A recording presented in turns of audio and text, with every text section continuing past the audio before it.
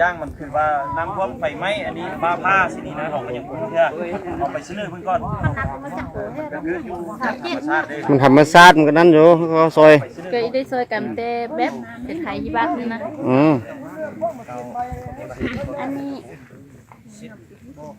ซอยมันซอยเขาเลยไหมมันยันมันซอยลายนะลายก่อนนะ งานไหน เ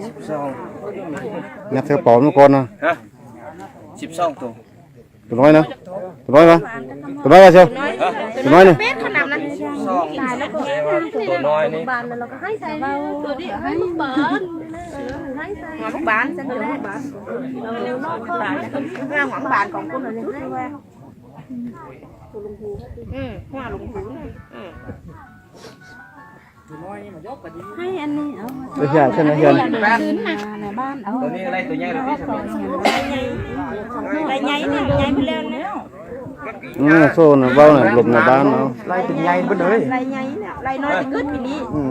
มันเป็นนางแล้วไล่ไงไล่น้อยก็สุด นั่น เมียงเขาก็มาซอยอยู่ตัวนั่นไปเขานั่นเนาะ ใน